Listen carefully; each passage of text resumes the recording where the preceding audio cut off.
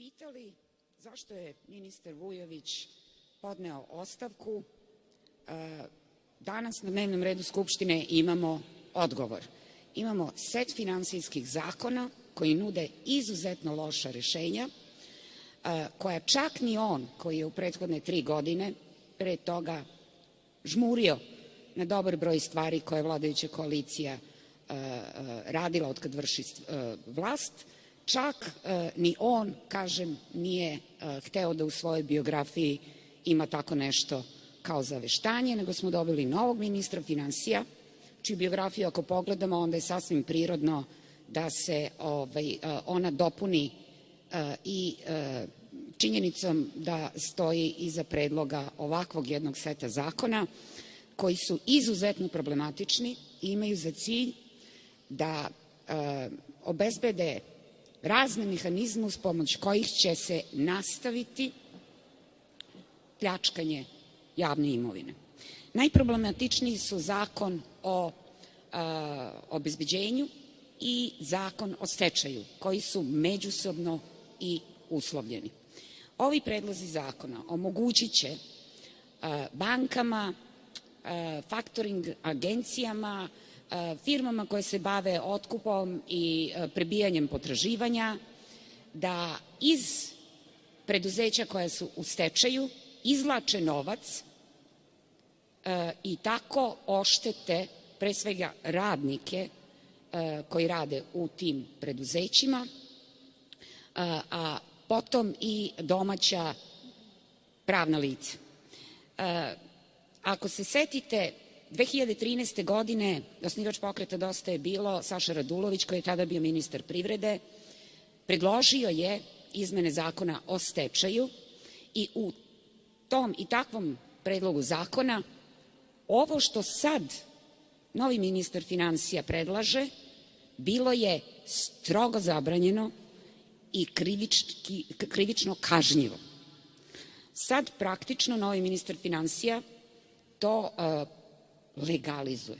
Nešto što bi praktično trebalo da bude krivično kažnjivo, a to je izvlačenje novca iz firmi u stečaju i ostavljanje na cedilu radnika. Prema tom predlogu zakona iz 2013. bilo je predviđeno da iz stečajne mase se prvo namire zaposleni, da im se isplate sve zaostale zarade, da im se poveže radni staž, a da nakon toga iz preostale stečajne mase svi poverioci budu ravnopravno namireni u zavisnosti od toga koliko novca je ostalo. Ovaj zakon koji je danas na dnevnom redu, izmene Zakona o stečaju i Zakon o finansijskom obezbeđenju, omogućit će pojavu nekih novih stranih investitora, pod znacima navoda, koji će moći da izvlače ove novce iz preduzeća i imovinu iz preduzeća u stečaju i da ih izvlače iz zemlje. Jer to će biti strani investitori u formi offshore kompanija. Novi ministar finansija vrlo dobro poznaje poslovanje tog sektora i šta više, firma njegovog rođenog brata bavi se upravo ovakvim poslovima, te je potpuno jasno kako i zašto smo početkom ove nedelje imali izbor Siniše Malog za novog ministra finansija. Pored ova 2 zakona koja su najproblematičnija,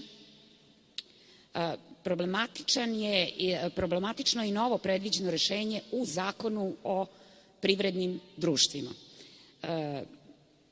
Tu se predviđa da prilikom prodaje nekih velikih kompanija kao što su recimo Aerodrom Nikola Tesla ili Komercijalna banka, mali akcionari koji ne mogu da se dogovore međusobno, praktično prisilno budu primorani da prodaju svoje akcije i to naravno po cenama koje će samim tim što je u pitanju nešto prisilno biti fingirane tako da oni budu oštećeni. Ovaj zakon je u septembru prošle godine prošao javnu raspravu. U nacrtu tog zakona ove odredbe nije bilo. Ova odredba nije prošla javnu raspravu, ona se iz nebuha pojavila pre nego što je taj nacrt postao predlog zakona i došao kod nas, narodne poslanike, u Skupštinu. Postavljamo pitanje ko je, kad je i kako umuvao tu odredbu koja za cilj ima da ošteti male akcionare.